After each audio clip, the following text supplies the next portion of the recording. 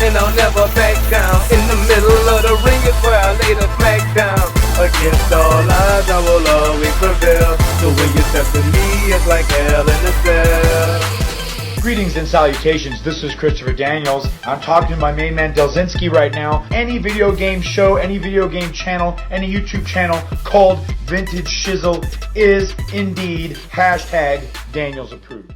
Yo, alright guys, Delzinski here. Welcome to another We Talk Weekend. We are back. And as per usual, I am joined by my partner in crime, Smack Talks. How's your internet? My internet's alright. How's yours?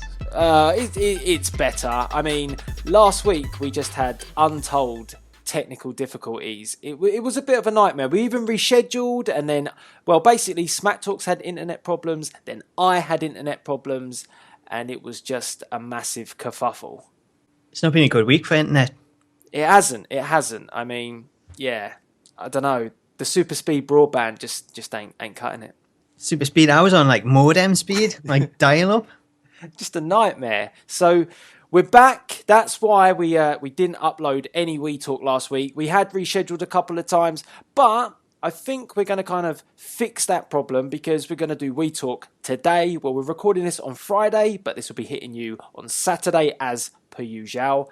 And then what's exciting about, well, this weekend, more Monday, is that we're going to Raw in Manchester. And with that being the case, myself, Smack Talks, Wes of the Games Dungeon, and, well, the returning from his Dungeon of Doom, Professor Weeds, are all going to be at that show. So we're going to try and do something a little bit special as well. We'll try and record some bits there and maybe have a bit of a We Talk special if we've not had too much to drink. It should be awesome. We can talk about how great it was to see the Big Show.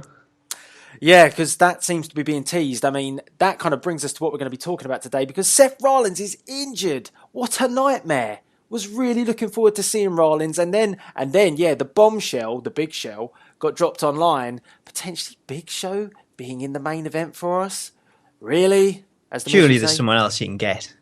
Anyone else would do. I mean, I said this when I went to the London show. He got called every name under the sun. They were asking him to freaking retire in London. So really, we're going to have to be subject to that abuse again?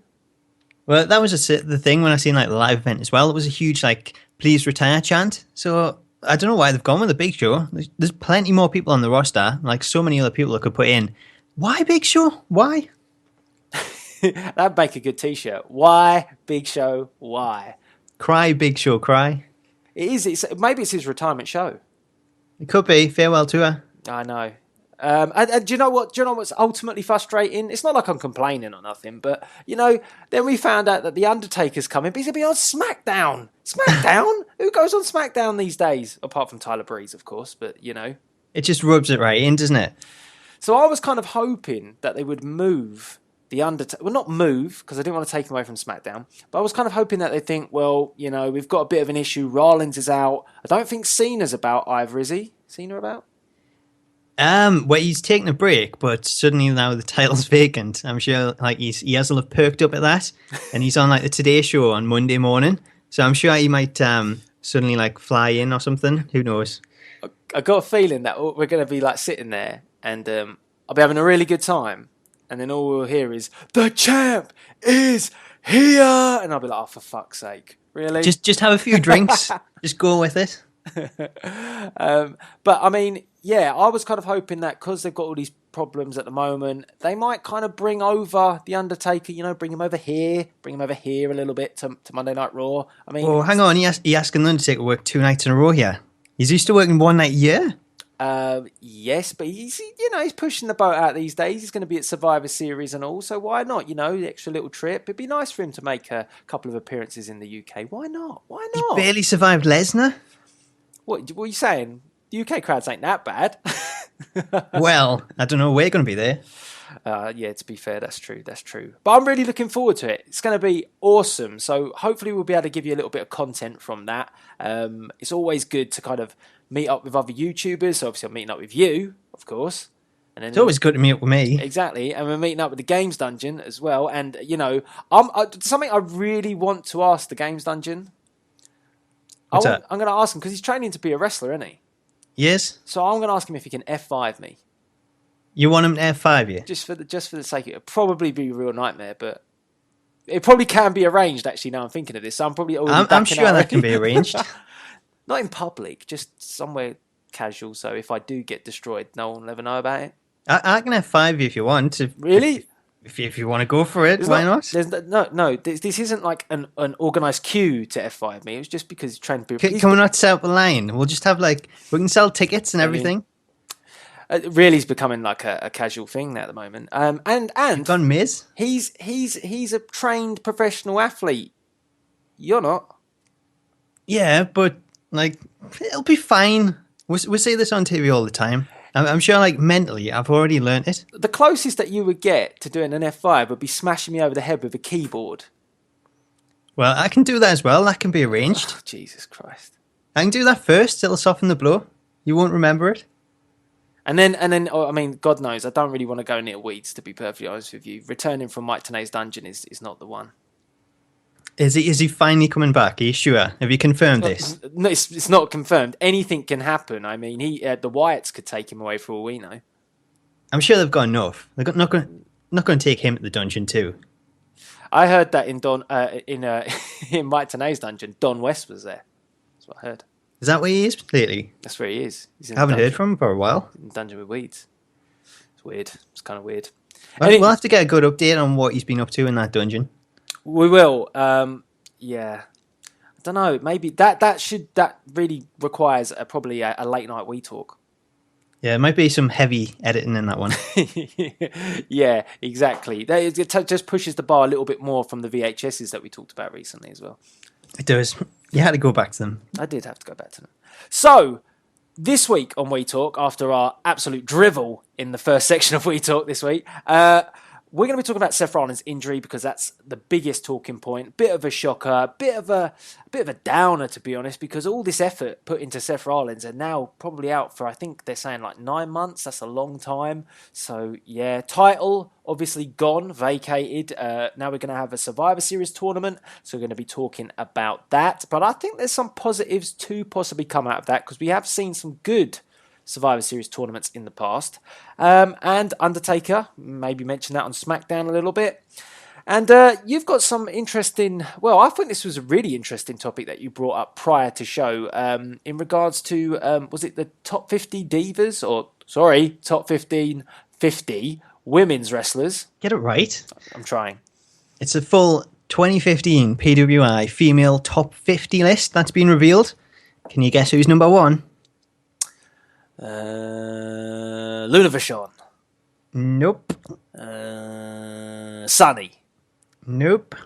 She sure it's not Sunny. Think current. She told me on Skype it was. What, she said she was number one? Yeah, she probably did. She probably would say that, to be honest. It's kind of obvious, isn't it? Brie Bella. Not quite. You're a couple of places off. She's right up there, though, surprisingly. It's, of course, the longest reigning Divas champion of all time, Nikki Bella.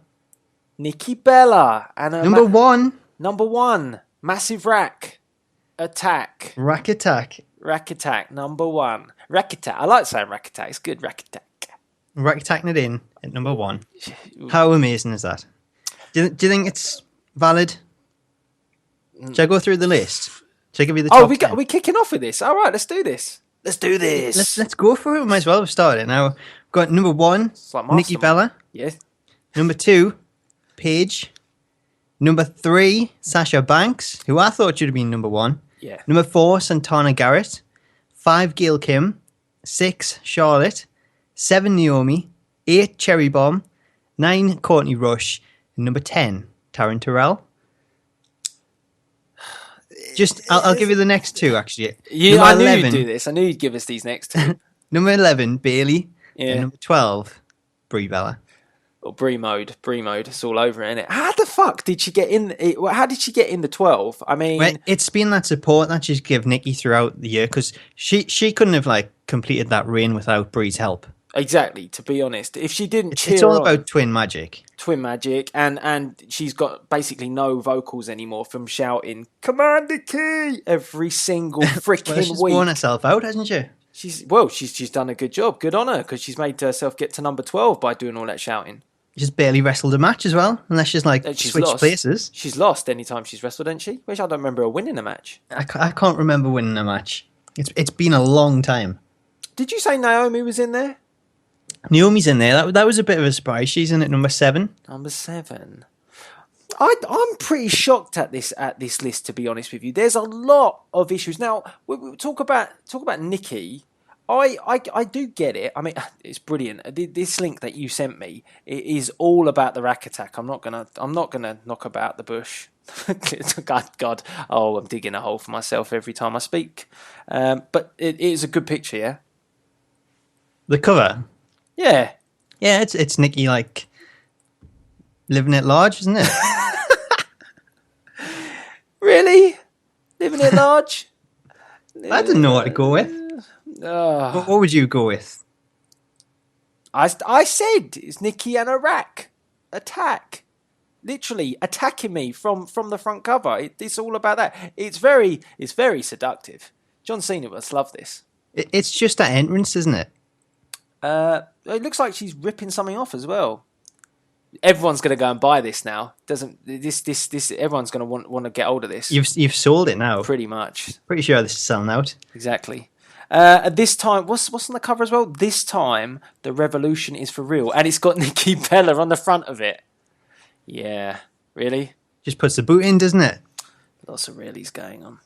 Now, okay, cool. So let's look at this then. Nikki Bella, number 1. Now, yeah, okay, she had a really long reign as Divas champ, but I mean, bar that, I mean.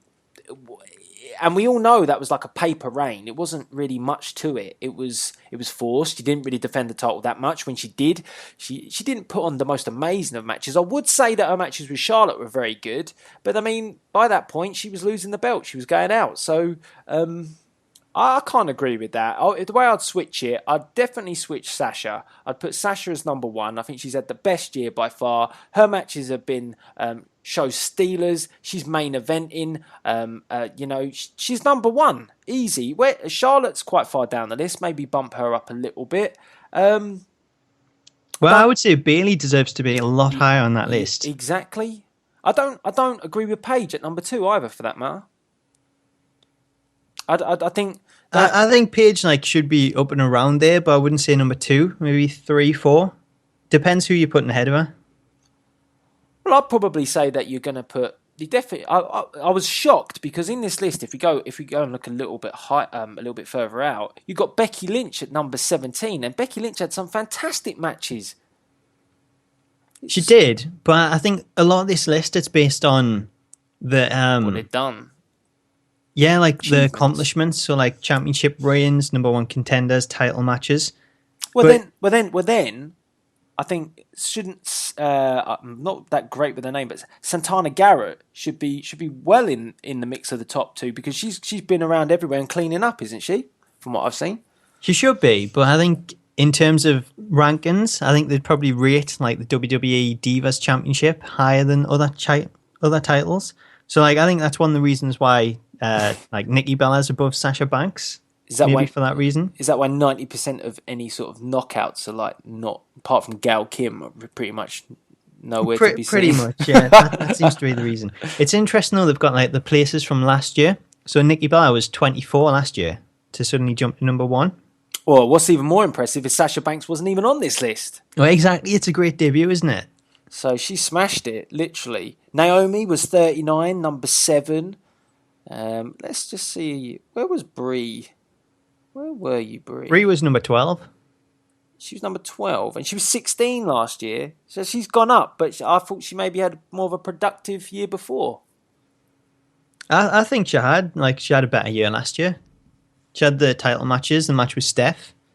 Yeah, I mean, for me, well, the storyline kind of went tits up, but she probably had a better chance last year than what she's had this year. She's just been watching her sister run riot, really. So, That's all she's done. She's been ringside cheerleading. We've got Paige's mum in there, 32. I love to see her actually get a run. She can sort Paige out. She's nuts, mate. Exactly, she can sort her well out. She's proper crazy. If anyone was going, she made an appearance. Goodness me. It's a really interesting list. I would say to anybody, obviously, that wants to go and check this out. I will stick a link in the description box below, so you guys can actually go and see this and then give us some feedback on who you think should be number one. I would say, if I was going to give you my 5, and this is off the top of my head, so I probably would change my mind if I thought about it a bit more. But I'd go 1. I think I'd go 1 Sasha Banks. That's pretty obvious. 2, I'd probably go Charlotte, because I think Charlotte's definitely pushed people to the limit. Then I'd probably go 3. I think I'd go with Santana Garrett. I think just because she's had a massive career ever since she left TNA. TNA just dropped the ball with her and completely fluffed everything. And, that was ridiculous. That was 3, wasn't it? 4. I'll probably stick Nikki in there, number 4. And then 5, Bailey? I think go Bailey. Yeah. I'd agree with most of it, but I think I would move Bailey up there. I would have her higher on the list. When did this get released, though? Because her sort of coming of age... This was released like 2 days ago, so the 4th of November. But the decisions would have been made a little bit earlier, wouldn't they, don't you think? Probably like a month before, so it covers like the whole year, like beforehand, so like October.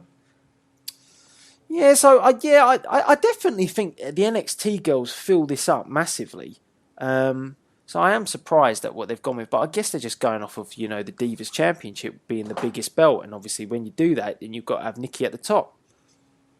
Totally, I think that's the only reason for it. I think if it wasn't for the title, then Nikki'd be much more closer to the 24 she was last year in terms of like wrestling ability alone. But I think because this is based across championship reigns, championship matches, everything like that, that's the only explanation you can give for it, really. John Cena made the list. What? That's the only other reason. John Cena. Imagine. Well, that's what he's been doing. That's why he's taking some time off, because he's got to write the list. He had to compile this. It's been like really hard for him to do. Who to put number 1? Tough choice. And obviously, just on that note of John Cena, because we obviously didn't have a We Talk last week, and Hell in a Cell passed us by. What did you think of that finish with Del Rio? Obviously, it was a shock that Del Rio arrived with Zeb. I would have personally preferred to have seen Zeb versus John Cena. And inside Hell in a Cell? Well, yes, and if you think about it, Zeb could have easily got the upper hand, because if Zeb had activated his breakout feature, he could have run down John Cena on his little mobility scooter, and then he's there for the picking. We would have crowned a new champ anyway. How would he get in the ring, though? He'd give Jack Swagger a ring. And go back on Del Rio already? No. That was quick. No, there's no need, is there? Jack Swagger needs to be rebranded. He can be a Mexican-American. That's probably the way they're going with it. I think, to be honest with you, if Zeb Coulter took on Cena, the way that Cena was pinned so easily, I think Zeb would be the new US champion. Or Mex-American champion. Well, Zeb, he wouldn't be able to put the not the attitude adjustment, the STF on Zeb because of the beard. He'd be screwed. He wouldn't know where to put those wrists, and it would mess up his wristbands, get all tangled up and shit. Be too ticklish as well. Oh my goodness. His little beard. I like Zeb. I was glad that he came back. I was really happy about that. I was more excited about that than Del Rio, to be honest with you. I was like, when he literally came out on the little scooter, I was like, oh my God, what's going on here? And then I thought, oh shit, Jack Swagger's accepting the open challenge. Well, I think that's what everyone thought. It all went through a head. Oh, yeah, Zeb. Oh crap, that means Swagger. But then when I seen Del Rio, it was like, I don't know. Maybe I'd have preferred Swagger. I'm not really a fan of Del Rio. I got a little bit bored of Del Rio. I think Del Rio is awesome in the ring. I really like Del Rio, but I don't always think WWE plays to his strengths, to be honest. I like it when Del Rio's aggressive, And that was one thing that I thought was good about the match. He was aggressive. I watched him when he came over here at an FPW event. Obviously, I had my picture with him. It was good. It was interesting. Toilets. That was interesting. I mean, he didn't look too happy being there for photos with the promoter because he had to wait like 20 minutes or something like that. And then when I thought he was a Real Madrid player. He was dressed in his like Adidas tracksuit and everything. Well, he had the bit of the ump because the promoters there. We paid for like our photos, and then when we got to the front, he was like, "Oh, that's this price." Because wrestlers after shows usually, you know, they get the cut of the signings, but they'd already charged us for it. So when he was asking for money, it was like, "Well, no, I've already paid for it." And then he didn't. He was kind of getting annoyed because every time someone come up, they wouldn't give him any money because they'd already paid for it. So then he was asking for a promoter. Promoter wasn't there. He had these pictures, but he wasn't the most happiest of people I've ever met. Let's put it that way. But I would say I like him in the ring. I think he's good. But you've got to play to his strengths. You've got to let him be a heel. He's a rubbish face. And he had a good match with Mighty Skull. I always say it. Mighty Skull never has a bad match. So I think I just like got a bit like burned out of watching him. They're trying to like really like force feed him to her like so much. And, like I don't know how many reigns he had, but he seemed to be always World Heavyweight Champion. The trouble is with him is that they kind of brought him back, and I know they're trying to give him this like, you know, this Mexican American thing, but they've brought him back with the same music. It's all a bit the same attire. He hasn't really changed up very much, and that kind of worries me a bit because, like you're saying, you've kind of been a bit bored with Del Rio, and they've brought him back in the same manner. Having Zeb with him's an enhancement, but Zeb can't push him any further in terms of who he is. We all know it's Del Rio now, and this is probably his final big run. Where do you think he's going though? Do you think he's going to team with Swagger, go up against Swagger, or could he be in the shot for World Heavyweight? Well, yeah, WWE World Heavyweight Championship. Don't really want to see Swagger and a Del Rio feud. That don't interest me in the slightest. I'm surprised the way he beat him, to be honest. The way he beat Cena. I mean, if that kick was going to be the knockout kick, then Seth Rollins shouldn't have used it later on in the evening. It really devalued the kick. You know, and we're talking about a guy that's taken 16 German suplexes and he's being knocked out with a standing super kick. Well, that's the thing. Like, there's been a campaign on Twitter called hashtag Save the Super Kick because everyone uses it. It's not a finishing move anymore. Like the Young Bucks like use it like 1 billion times per match. It's just been one of their moves where now it's a regular move. So to see Del Rio win with a kick, it was just really like I couldn't believe he was win just with that. Like he didn't even hit another finisher before that or anything like that. And when you think Cena had like kicked out of all those suplexes, all those F5s, just didn't get it. If you're going to promote him, like, you know, if you wanted Cena to get injured in that match, why don't you just do the armbar and break his arm? Is that too hard to ask? That'd be perfect, just to write him off TV. Yeah, just you know, that's Del Rio's signature move. You know, he snaps the armbar on him, and you know, that's it. Game over. You know, refuses to let go of it, plays off the heel, gives Cena a reason to come back at some point and win the belt back anyway, because that's going to happen at some point probably. But you know, he gave us a few alternatives, but instead, I mean, he kind of squashed Cena. He done him in like 8 minutes or something. He did. Well, that's the thing. It's like, you know, when you're at work and you know you've got a holiday coming up and you just can't wait to finish. I'm sure that's what Cena was like. He was just, let's get this over with and I'm out of here. He's got to get home to the rack. Stuff to do. He's got to attack the rack. This is a great theme this week. It's my favourite. It's recurring, isn't it? It is. It's double occurring. Ooh. Twin. It's twin magic. It's twin magic. So the thing is, right, with what went down there, it's a bit worrying because like I said, it again goes back to the issue that I keep having with Cena is that when they do something like this, they will want to rectify this at some point, just like they did with Brock. When they did it with Brock, he got what? He hit him with 16, and the next time around, Cena was back at back to his best of, you know, being able to compete again after getting dominated. Now, Del Rio's kind of taking him down the same route. Del Rio's kind of beating him very easily, so you've got to expect Cena to come back and take that win back. And that's annoying because I'm like, well, why can't you just stay down? Well, I think it's just a case of, you know, they're in that predicament now where they kind of keep giving him world championships. So they're kind of getting around that by building up his reputation further, by giving him more reigns with like the United States Championship and just build that up. That's the only way I can kind of say it, because there's no reason why he should have like really been beat by that. We've seen him like take so many finishers in these open challenges, and he's kicked out of every single one. So I don't know. I was just annoyed, I guess, the fact that it was a super kick and it wasn't even his finishing move. It was always his like signature. So it just bugged us. Well, the trouble is as well now, it's like, is Del Rio the sort of guy that's going to keep that focus on that belt? Because that belt doesn't... There was rumours it was going to be Daniel Bryan, and if Daniel Bryan had took that belt off of him, then you would completely agree that belt's going to keep getting pushed further and further forward. It just doesn't get, to me, it doesn't get that sort of limelight with a Del Rio with the belt. Like you say, I think it's the way they market Del Rio. They're not. He should be ultimately aggressive, and he should have injured Cena in a proper way. And I think they've already missed the boat already before he's even got on.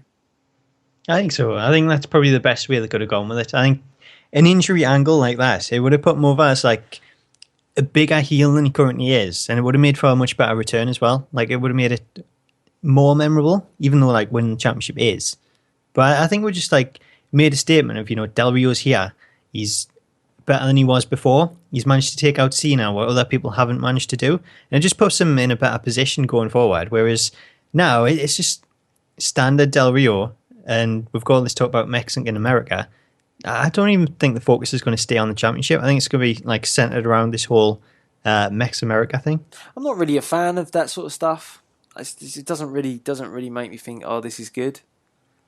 Never really bought into it. Didn't really buy into the Real Americans. The only reason why I kind of liked it was because that the crowd kind of got behind them when they weren't supposed to. I don't see them doing it that much for Del Rio. Well, that's the thing. Like, the other thing is, when it was the opposite, and it was a case of like Zeb Colton was all like pro America, yeah, then everyone was behind it. And like this way, like they were heel kind of in that situation as well, I guess you could say. But this time, Mex America is about joining like two countries and getting the best out of both worlds. So surely that's a good thing, and yet they're a heel team. Yeah, but they don't like immigrants like Adrian Neville, so... Well, that's the thing. Why join these two countries and say there's no point in borders and stuff like that, and then attack someone else because you say he's an immigrant?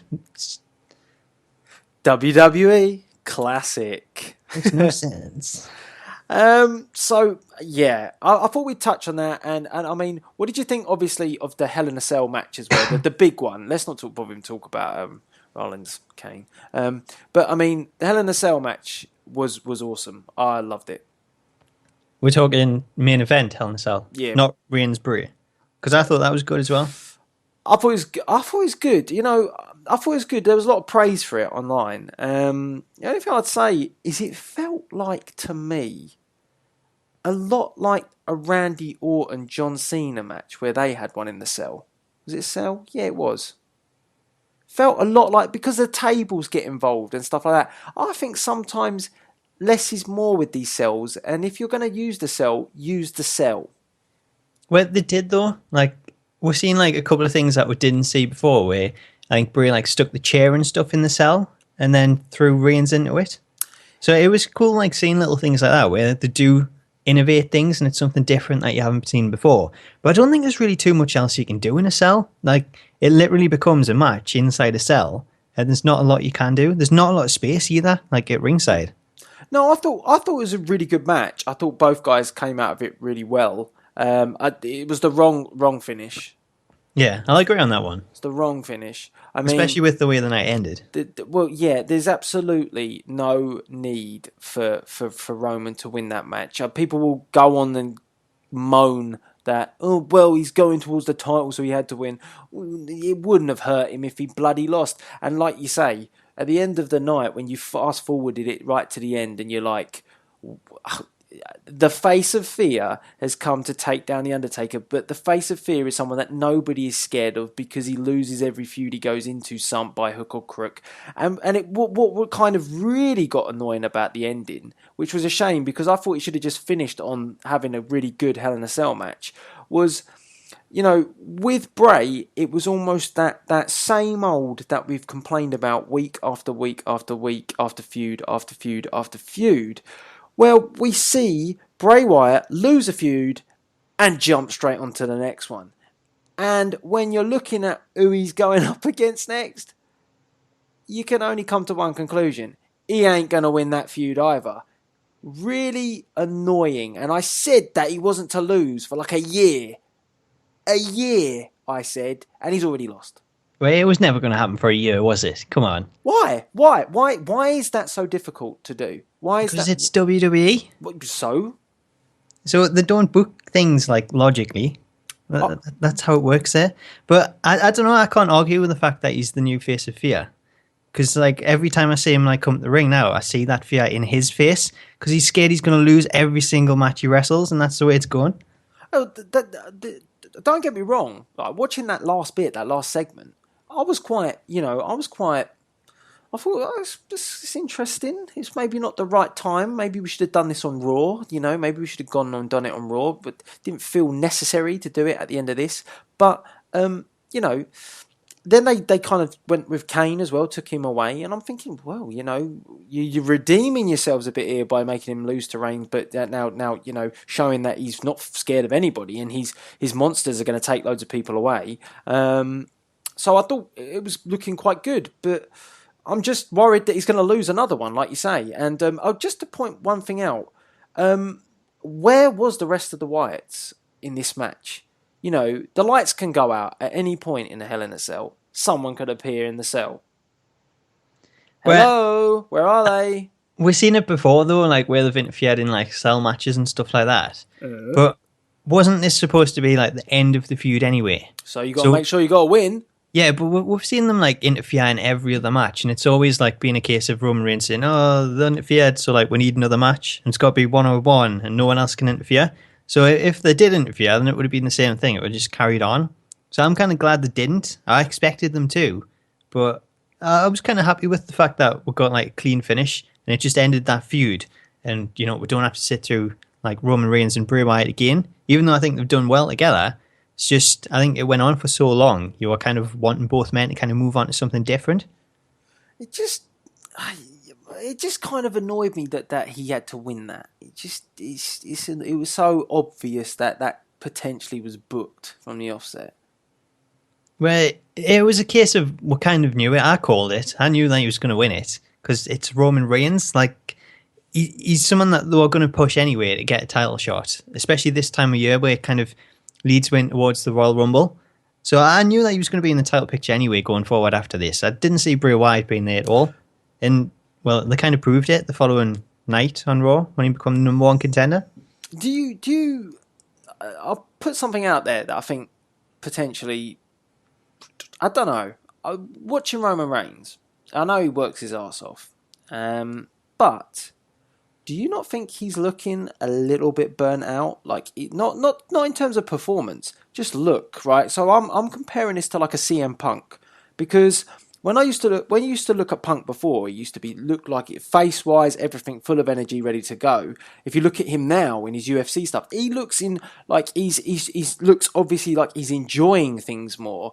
Reigns just looks like, to me, like if you look at when Reigns first started, he looked hungry. I'm not saying that he's lost this hunger or anything like that, but I just think he looks like a bit knackered. Like he's all paled out. He doesn't look like the Reigns that we first saw in the Shield, who just, you know, looked the part. I know he's still got his muscles and everything, but I think he looks a bit knackered. I think this is he is going in very demanding matches, and it seems that the way that the WWE have decided to get him over is to just put him, you know, through absolutely ridiculously painstaking matches, like because he has been through a lot of hard hitting matches for since you know, he was booed out of the arena at the Royal Rumble.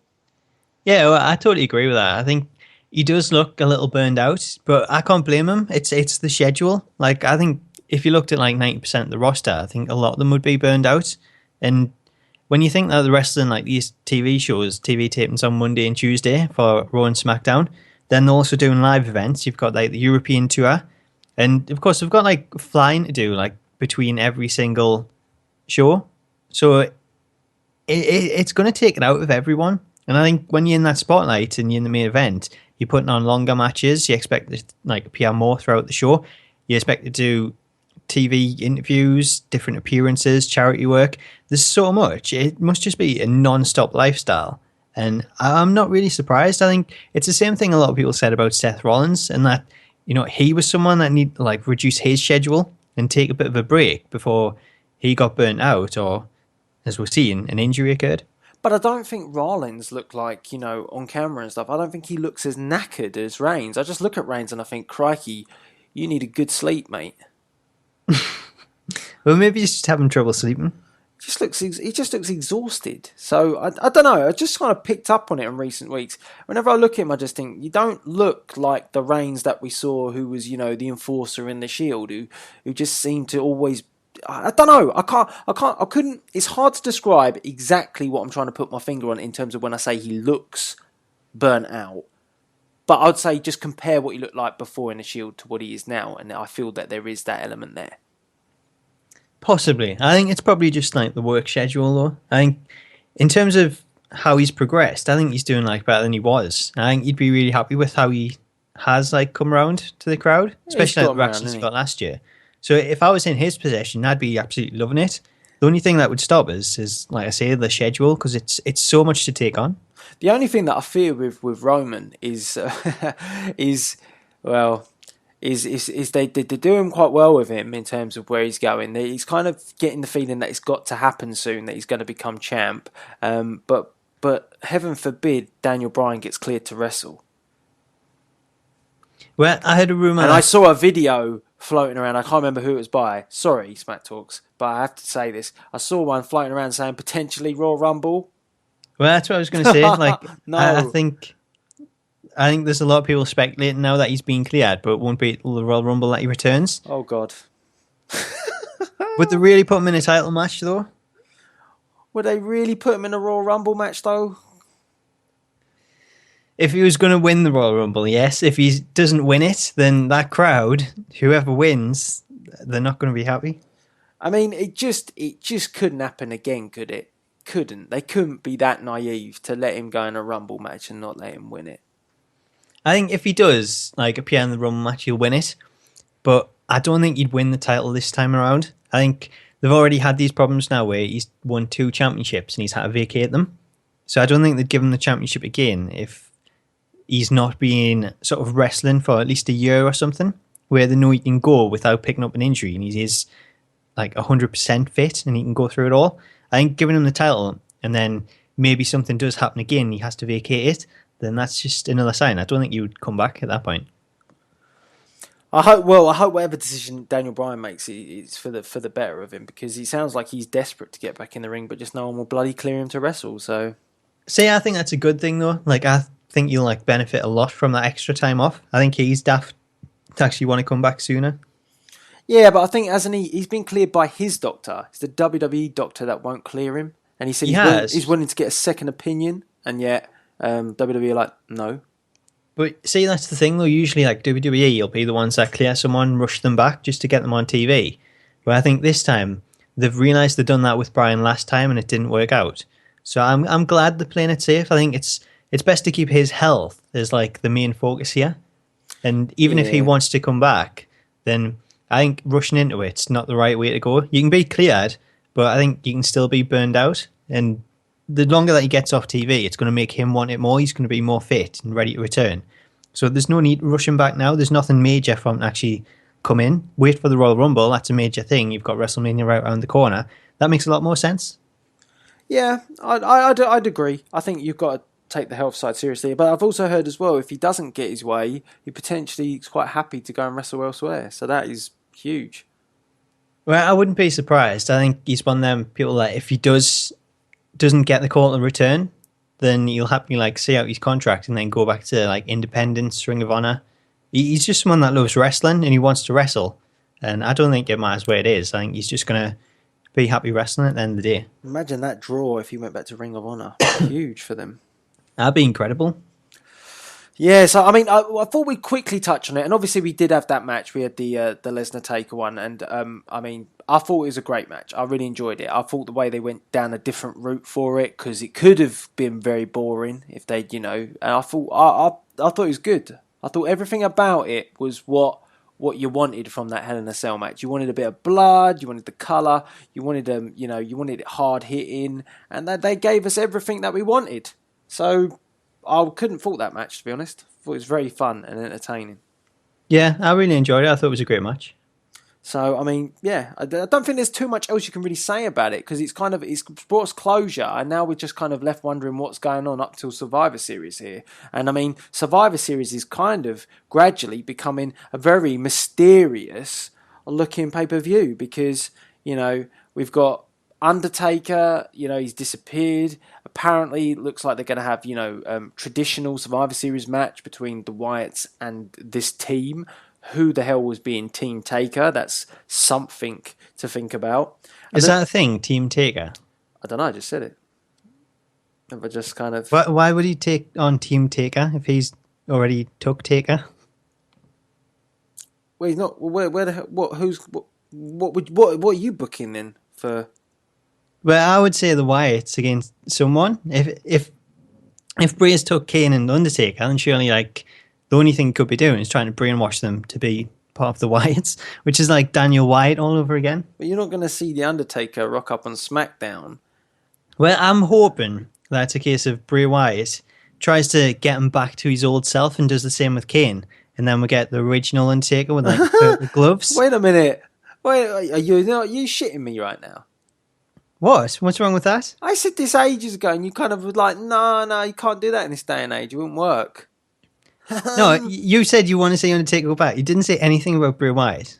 Yeah, no, I want to see The Undertaker go back to the traditional version. That's not what you said. Don't try and jump in and say that you've already called that. I called it ages ago that he should go back to the old school, just like Kane should. Well, that's not the same thing. That's completely different. Why? Because it's not Bray Wyatt doing it. You're just saying you should have come on, a change of costume. It's not all about that. This is Bray bringing out the original Taker and the original Kane and saying, give us a challenge. So put them on the other side. It might be a traditional Survivor Series, but it could go 4v2, Brothers of Destruction against the Wyatt family. That's what I'm hoping for. What we'll probably get is them come out in stupid little jumpsuits like Eric Rowan and Braun Strowman. It'd be weird. Do you know what I'd like to see? I'd like to see people that have affected The Undertaker's career go in the Survivor Series match. So I'd like to see guys like Brother Love come out and be in that team. You would like to see that? Really? Oh, come on, that'd be freaking awesome at Survivor Series. Just hearing that, I love you. How good would that be? Brother Bray. Imagine the promo between Brother Love and Bray Wyatt. It'd be fucking amazing. Oh man, I'd have to break out and just attack him during his promo. Who else did I think it would be interesting to... Oh yeah, I mean, if you're going to bring people back to maybe try and save them, you could have like Midian come back. Could bring back the whole corporate, the ministry. See. I mean, I'm just thinking, Undertaker is going to be on SmackDown, right? So he's got to be coming back in normal capacity. I can't believe that we're going to see a segment with Bray bringing out the old school Undertaker or trying to persuade him to be it. As much as I'd like to see the old school Undertaker. So where's Bray fit in? What do you see? Because did you see the package that played on Raw? He was saying that he's already ripped their souls apart, apparently. Well, he controls the thunder, he controls the fire. So he's already taken the souls. So what's left now? Maybe we can get the American Badass. But how does that fit in? How does Bray Wyatt take him out? Make him come back as the American Badass? Maybe he's going to come back as me, Mark Calloway. Oh, what? And Kane is like the dentist guy. Isaac Yankem. Oh, fucking awesome. Book it.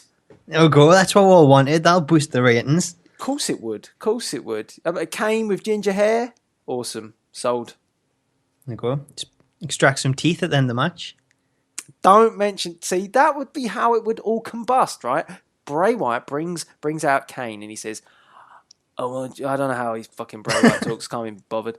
Some other people, watch other people's universe mode if you want impressions of Bray Wyatt. But Bray Wyatt will say, like, you know, he's yada yada yada yada yada, and he's going to say to him, "I want you to become Isaac Yankem." At that point, you know, we've seen that Kane does not like to be called that. Full just goes berserk and starts, you know, beating goes on rage mode. Yeah, it goes into Brie mode and starts whooping ass left, right, and centre. Undertaker kind of kicks in. He's like, "Hold on a minute," sits up, you know, comes out the coffin, whatever. Hits. I don't know where the coffins come from. I just added it in there for whatever reason.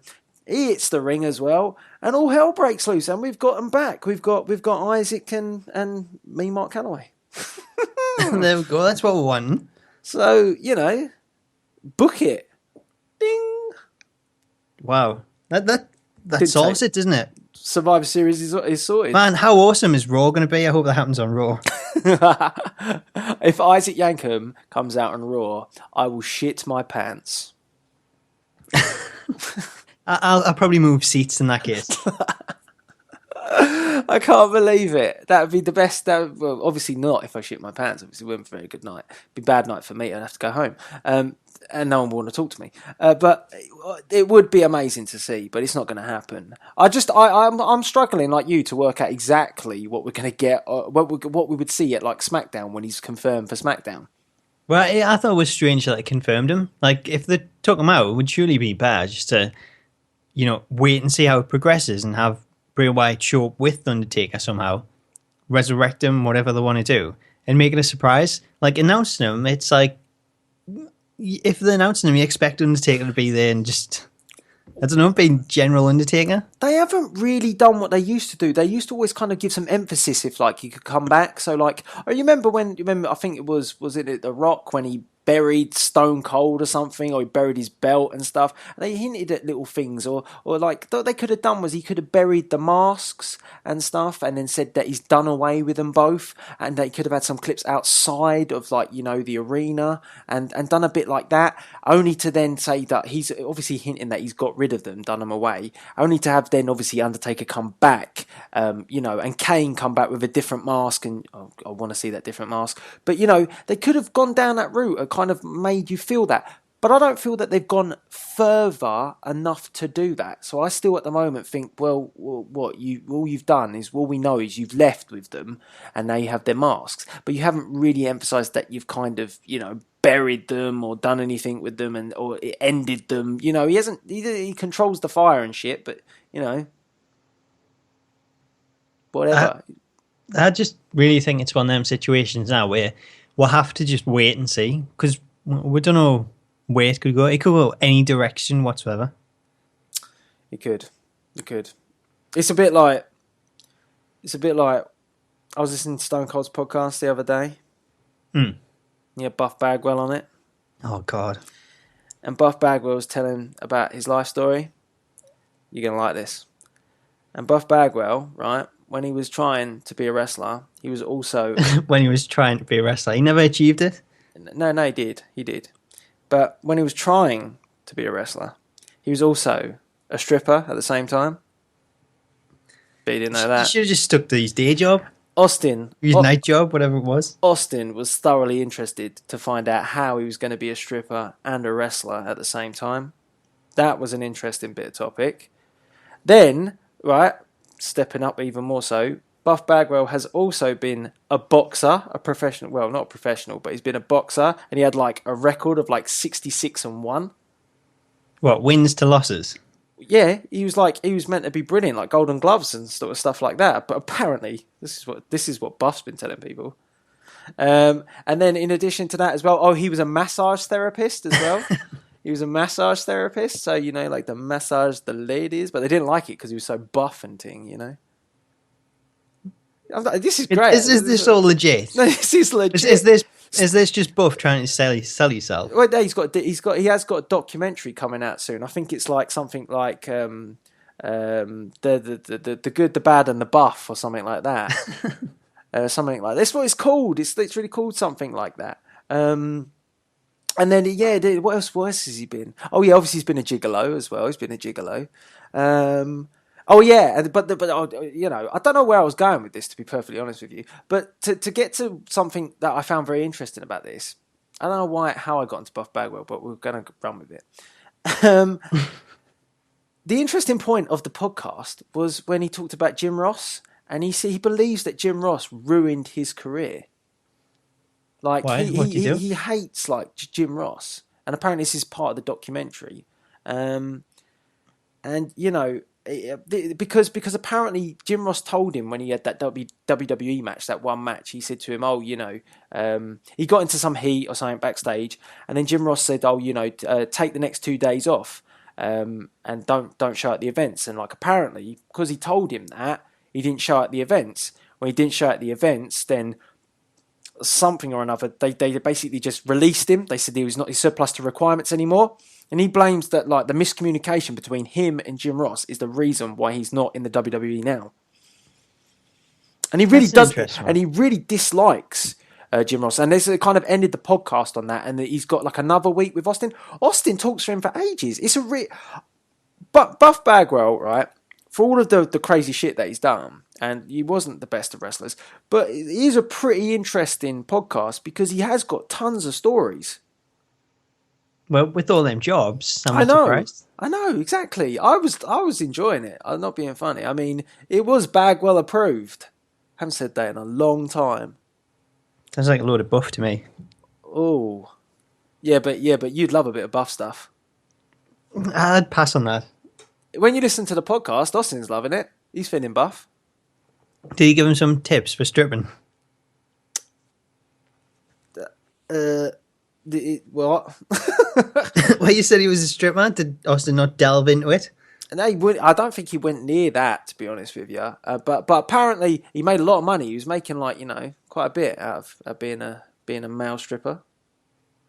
Interesting. Yep. Interesting. I never thought on We Talk we would ever be talking about male strippers. Pretty worrying. Well, this is Friday night. It always seems to happen when we record late. That's true. That is true. But anyway, you could go anywhere when you talk Buff Bagwell. It's always like uncharted territory. Oh, but some great GIFs online. I was posted a few today, to be honest with you. Buff Bagwell GIFs. That's the new one, right? What was it before? We had Rusev Face. Now tweet me Buff Bagwell GIFs. Because not GIFs, not gifts. I don't want a pair of Buff Bagwell's tights ending up on my doorstep or anything like that. Buff Bagwell GIFs, please. Please. I'm sure there'll be plenty to choose from. Tweet me at Delzinski.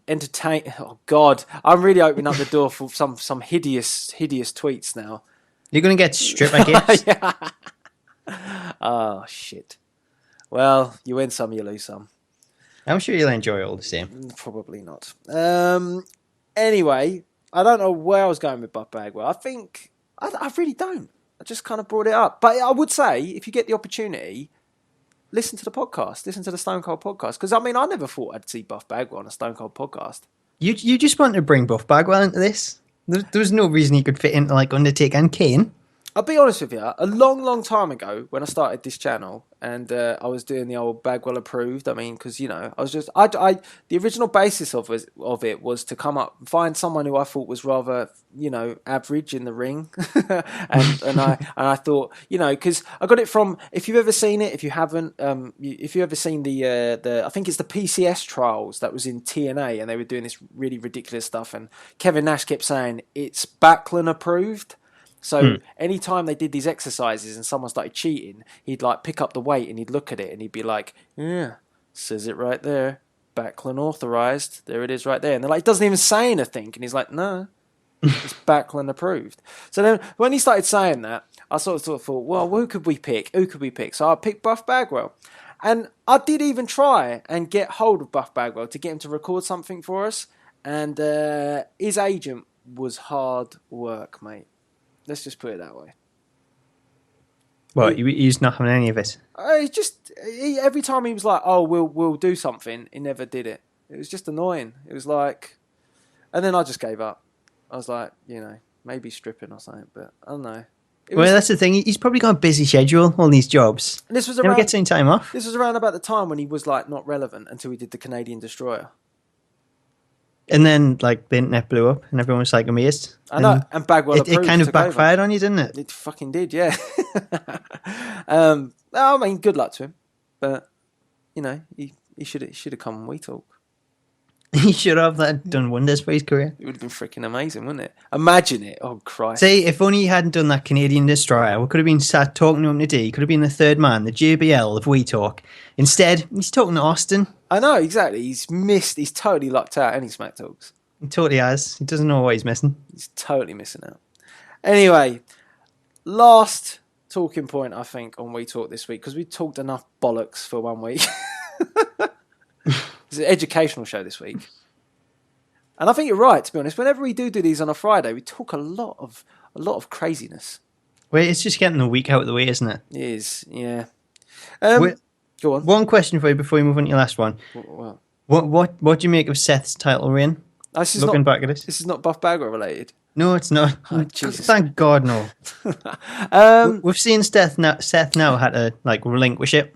So he's had a 7 months reign. Going through it, it hasn't been quite memorable. But looking back on it now, what's your take on it?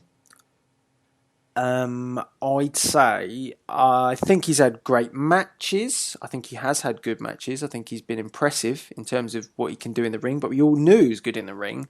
In terms of him being a credible champion, they never got to where the payoff was going.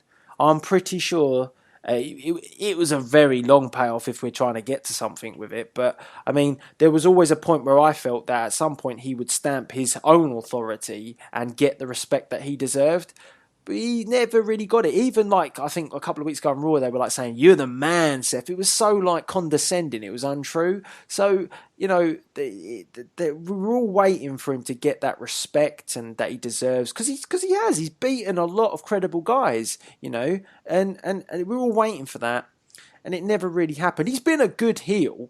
I think he's been a good heel because he's done the heelish things. You know, he's cheated, he's cried, he's whined, he's bitched, he's moaned. But in terms of, you know, just being a credible champion, he got the Randy Orton treatment. But anybody that becomes the authority's champion gets that treatment. You don't get respect. It's not like when you had The Rock in the corporation. I mean, he was like, you know, everyone respected him. No one would belittle The Rock because he'd lay the smack down on you. Seth's not going to do that. He had J&J security with him. So, you know, there was always points where you thought they could turn it. They could have brought the Ascension in to help him. They could have brought somebody in to help him and you know, give him that, you know, oomph to be the man. But it was belittled every step of the way. And I feel that that's where it potentially will be remembered as a title reign. I get where you come from. But when you say it's not credible, like, I'm just going to read out this list of accomplishments. So looking at it on paper, I think this is pretty impressive. He's defended the title against Randy Orton in Extreme Rules. He's beat Ambrose, Orton, and Reigns in a Fatal 4-Way. Defeated Ambrose in a Money in the Bank match, ladder match at Money in the Bank. He survived Suplex City at Battleground. Unified the United States World Heavyweight Championship against John Cena at SummerSlam. Defeated an Icon in Stung. Defeated the Demon in Kane. And of course, kicked it all off by defeating Brock Lesnar at WrestleMania. That's pretty impressive. It is impressive, but many of the ways that he's done that, why hasn't he got the respect that he deserves?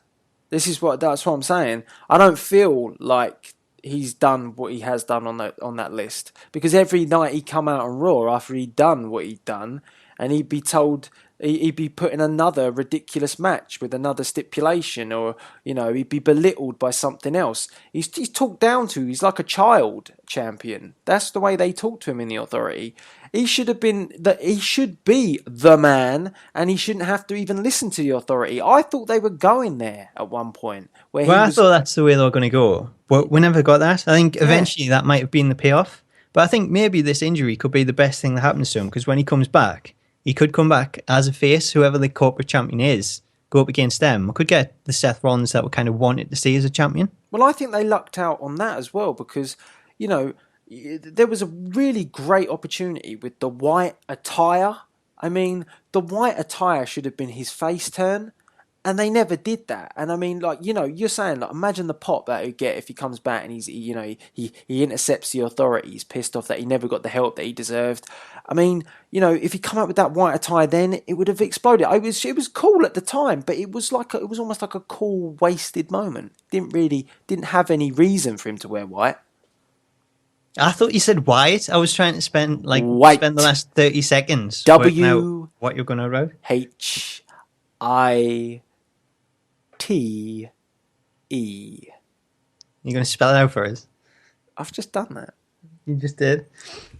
And I'm going to... Yeah, but then we'll be talking about whatever you call it. It's not soft. Swaft, man.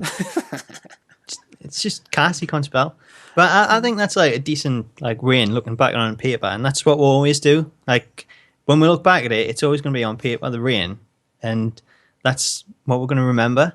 But I think when we get the PWI top 50 male wrestlers... John Cena bits about that. Based on them, like what's happened, I would say that Seth's got to be number one.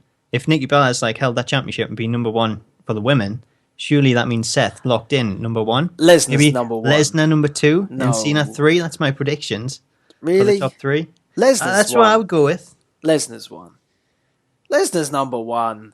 It depends when this list starts and ends, but Seth's been champion for 7 months. Surely that puts him number one. Brock Lesnar never technically lost the belt. He never was pinned. Yeah, but he's never been on TV. But every time he's been on TV, he's conquered.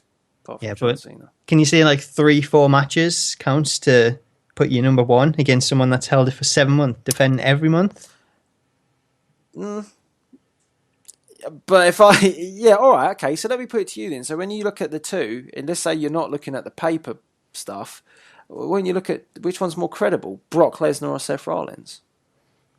What, in terms of the title reigns? Well, just give me your general feeling when you look at the two of them. When you see Lesnar in the ring and you see the way that Lesnar's portrayed, who's more credible? You can class it as from the championship points, but I think you would, or I'd expect maybe you come to the same conclusion that it's Lesnar.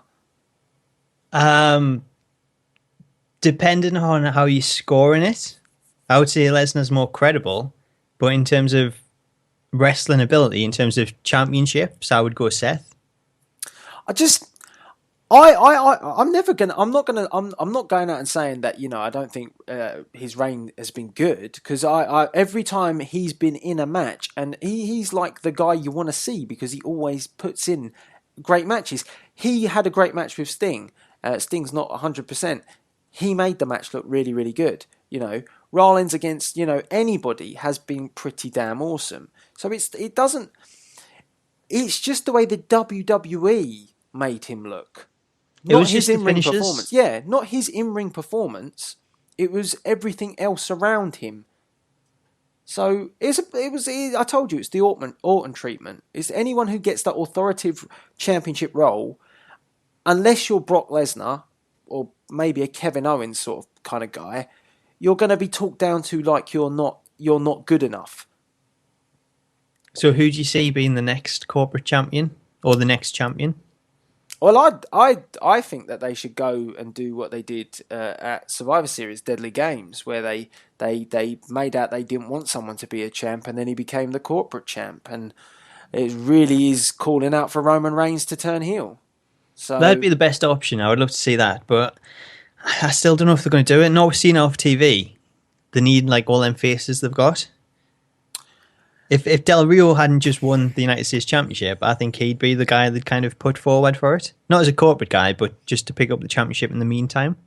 The only other guy that I could see that could legitimately just take on that role very easily is Sheamus, if they were going to do it. But they've really lost the plot with Sheamus. I mean, this guy's Money in the Bank. He's been paired with Barrett to do tag matches now. I mean, if I'm Money in the Bank, I'd do what I like. Well, I think it's maybe like a saving grace for Sheamus. Maybe this could be a chance where, whoever wins, Sheamus cashes in and picks up the title, and it gives him a fresh start. And it kind of gets rid of that problem of, we talked before about when would Sheamus cash in, because you couldn't see him beating Seth. We're seeing Seth keeping this to maybe go past CM Punk's record. So now that Seth's lost it, they've kind of got rid of that problem. They can have Sheamus cash in, and he can win it now. Is what? Wyatt's not going to be involved in this, is he? I don't think so. I think he'll probably be involved with whatever happens with Taker and Kane. Because I think it would be a great opportunity for Bray to just, take the title. Well, I think... Make him look strong. Well, speaking of strong, I think Roman Reigns, but then he cash in from Sheamus. I don't think Reigns winning it now is maybe right. I think they'll probably save that for now. I think if Reigns wins the belt now, I mean, all the plans for WrestleMania are really up in the air. So I think that's a WrestleMania booked slot, unfortunately, because if we're predicting WrestleMania, it's not a very good way to go that we know the outcome of it. Well, that's the thing. I think everything about Reigns is like his sort of run towards that. And there's always like some obstacle that stops him getting that goal. And it's happened again with Seth getting injured because he was like the number one contender. Now that's been knocked back. And instead of being number one contender, he's now got to compete in this tournament. So it's like, however close he gets, something always happens and it pushes it further away. I think even if he does win it, Sheamus cashing in, it's going to keep that sort of hunt for the championship going until next year in the Royal Rumble and then leading into WrestleMania. I just keep thinking to myself that, I mean, if you wanted again that sort of opportunity to give Reigns that moment, yeah, the crowd are kind of hit and miss with him still. Just go for it. Turn him heel. Make him the corporate champ. Do it. The Rock let the Rock praise him for doing it. Maybe it could even add right. Just thinking a long way ahead. Triple H gets in his ear, makes him become the corporate champ. Rock comes back. The Rock's not happy about what Reigns has done. It leads to more animosity between Triple H and The Rock. We get our WrestleMania match in Texas Stadium between Rock, Triple H, and then Reigns potentially could then turn back at WrestleMania, by, turning on the Authority. It'd be a good way to go. I think that's something I would prefer to see. I think it's something the majority of people would love to see.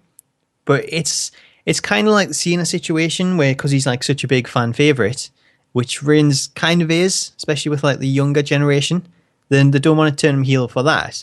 But unlike Cena, he's not in that position where he is like a pure babyface. I think he is someone that can be turned heel and they can easily get away with it.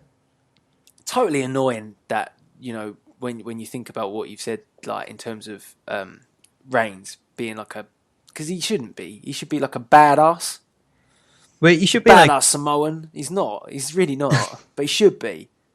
He should be, but I don't know, for whatever reason, they're so intense on keeping him face. But I'm just hoping, like you say, like I think a heel turn will be the best thing for him. I just think there's some ways to go with that because you could incorporate The Rock very nicely in it. The Rock could be criticising him, and that builds that Triple H match, which we could possibly get. And then, if you really wanted Reigns to then turn back, I mean, you do it on the biggest stage of them all, helping The Rock. I'm kind of thinking that he would get a cheer for that. Well, you could even go with Reigns and The Rock. There's a few good options there. So it opens the door to a lot of things. Probably won't get any of them, but it's worth thinking about. I mean, so for you, are you looking at Reigns and then Sheamus and then? I think so. I don't think there's like many other people that could really take it. I don't see Ambrose taking it. Who else have we got? John Cena, can I say it? Because it's going to be like the record breaking one. I think that needs to be a WrestleMania. Why Kane, can I see that happening? I'd take Undertaker, but I don't see that happening either. Yeah, there's not many others there, is there? To be honest, it's Kevin Owens, Del Rio. Well, Kevin Owens is like, he's just, do you know what? It's just the light bulb moment has just happened. This is it. This is the moment for Cesaro. If you say Buff Bagwell. No, Cesaro, man. This is his time. This is the opening he needed. This is it. It could be. Come on, if you could they go with Cesaro? I'm sure Yes. that'd be the situation where they'd like let we think for a couple of seconds he's won it, and then Sheamus cashes in or something happens. Oh yeah, but right, okay. So Survivor Series, he wins the tournament. Sheamus comes out, tries to cash in, and Cesaro, because obviously he's strong and everything like that, nails him with the European uppercut and stops the cash in as well. That is the way that you put Cesaro over and make Cesaro look like the boss that he is. I would totally take that. In I think one Cesaro night. would be an awesome call. He hasn't got a championship, like he's free to do it. But imagine that. He goes in there, he cleans up, he wins the tournament, however this tournament's going to play out. And then Sheamus thinks, all right, fella, I'm going to have a go. You've just been through this massive tournament. And yet Cesaro still stops him as well. He could have that feud with Sheamus. I wouldn't mind seeing that because I like that style that those two would give off. And I really think that that's the moment then you solidify Cesaro as a top player. I think it'd be awesome. It just... The only thing I would say is that it pushes back Reigns, and he's been like the kind of focused at the minute. It does. But I would take Cesaro over Reigns any day. It does, but it gives Reigns that longer run to get to WrestleMania where we ultimately know at some point he's going to do it. So, you know, by hook or crook, when we get to WrestleMania, Reigns is going to be going there. So, you know, I really think because Cesaro's, that opportunity's there now, you could take that. Do it. It is, and now you've said it, I really want to see that happen. But I don't know. It's one of them ones where I don't think they'll give weight. I don't know what's happened to Cesaro. He still puts on amazing matches, but he's still not being booked in the top position. So, That's the reason. It's like they don't have faith in him, and even though the Cesaro section is growing and growing, it's like they just refuse to push him. That's why I can't see it happening. But I would absolutely love it too. And I don't know.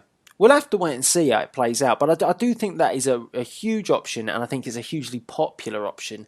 If they did that, it would be like one of those moments where you'd say, they got it. You know, they finally got it. He's the sort of guy that I'd like to see win the Royal Rumble and stuff like that. I mean, he's the guy that the people want to see succeed because they know how good he is. It's legitimate respect for somebody that is as good as Cesaro is. It's not about anything else. It's just because everyone knows he's good. It'd be an awesome time to do it. It's the time to do it. It's just whether they will. The time is now. Don't say that because that would happen. So yeah, that's what I'm going for. I'm going to call it now, and then when we do like a review and we say it was all wrong, then I'd say okay, fine. But I'm going to say I want Cesaro to be the man at Survivor Series. I want him to be the man. Can't see it happening, but I want it. And apparently Ric Flair's going to be at Raw, isn't it? Apparently. I heard he might be actually. That'd be awesome. He's nuts. So that'd be great. Looking forward to it. And I mean, that kind of brings us to the closure of this week's We Talk. It's been an emotional one this week. We've talked about so much. I mean, look, he's tearing up right now. He's coughing up. He's like, it's been emotional. It's been emotional. It's been talk about Buff. Yeah, Buff. Other things. Yeah. We talked about Nikki Bella being number one. Don't forget to send them gifts. Don't forget to send them gifts, not gifts. Gifts. Like I said, no dodgy stuff either. I bet you've got plenty of Buff gifts anyway. I really haven't. I haven't actually got any Buff merch. No Buff merch? No Buff merch. What? I ain't got any Buff merch. I didn't even know they did any Buff merch. They must do, surely. I don't know. Unless they do like a... Get one of them hats. Unless they do... Well, that'd be awesome. Unless they do like a replica Judy Bagwell on a pole that you could like, you know... That'd be a bit weird, wouldn't it? It'd be right. Where are you going to put that? It'd be on a pole, wouldn't it? Where are you going to put the pole? In the garden. Judy Bagwell on a pole in the garden. Leave her out there. It's winter. Look, she was put out there on WCW. I don't think anything could be possibly any worse. Than WCW. I totally agree with you. No. Vince Russo booked that. He booked that shit. Well, I just said I agree. Nothing worse than that. Anyway, look, that's enough dissing the dub, C-dub. I was dissing the Buff. But he's the stuff. You can't diss the Buff. What stuff? No stuff. It sounded like he had a lot of stuff when he was a gigolo, so to be honest. Anyway, you got any shameless plugs this week? If you want to check out the Smack Talks channel, we've got a bunch of community showcases with a lot of amazing creations. I can't believe like the quality of the creations this year. They're just so many of them look like the actual in-game models. It's been like really amazing to see. So definitely check them out on the Smack Talks channel. And then if you want something different, I did another playthrough of Spooky's House of Jump Scares. which will be up on Sunday. If you want to check that out on Regeneration X. Regeneration X. Yeah. That's the one. That's the one. See, have you done the theme yet? Come on, man. I did the theme, but you know what? It was too awesome, and I just couldn't put it out there. I need like a record deal or something first. Come on. I'll speak to Ango, see if he can drop us a beat. Really? I'll have to. Mate, he makes some beats. He's awesome. Likes auto-tune as well. Kanye West. I don't need that though. Oh, I need it now, my voice. Yeah, I'm not sure what you're going for there. You're going for like the husky old man approach. Yeah, maybe that'll work. Or you need a Kane voice box. Right. I think we're just going to have to end it. I'm losing the voice. He's gone. Anyway, this gives me an opportunity to say whatever I like, but I'll just be nice and I'll just talk about my plugs this week. Because my only plugs, really, some more content. Been doing lots of Austin breakouts. Been kind of fun to do. That's kind of coming to a close, so we're kind of now looking towards Universe Mode. You've been bombing me with comments about it. Thanks. Appreciate all the comments that I get. When is Universe Mode? You perked up a bit. Well, I had to get the question in there. Everyone's been asking it. Got to ask the big questions. It's coming. We had a video today. So listen, Universe Mode is coming back. It will be back. We're still working out the kinks. We all know there's a huge bug on the game at the moment that we need really tying up with the customer ties having no celebration sequences. Patch it, man. Come on, guys. If that gets fixed soon, then that brings forward Universe Mode. We've got some workarounds, so we will. It's not going to stop us completely, but it is a bit of a bad one at the moment, that. But nevertheless, there's going to be lots of teasers coming up over this week. We're going to be revealing things. Today, you got to see the custom championships. If you haven't seen that, check the video. And then we'll be moving forward from there. So we'll be revealing, possibly the hints of new people that might be involved. You never know. The arena, has that changed? Maybe. So yeah, plenty of stuff for you guys to see. Plenty of stuff to keep you entertained. And I know you wanted Universe Mode, so you're going to get it. You're going to get it. Can't wait. I know you can't wait. You can't wait to go. Voice changes every 5 minutes over there. It does. I can't help it. Right. Anyway, so I guess I'm just interested to see if you can catch you later. I'm just waiting for him to say it. So are you going to catch us later? Catch you later. Oh, bloody hell. Just back to normal now. Always nail that. Right, anyway, hopefully we'll get to do some stuff at Raw on Monday, and if we do, we'll try and post it up on the channels. Yeah, this is Delzinski and Smack Talks. We're back. We Talk is back. Signing out.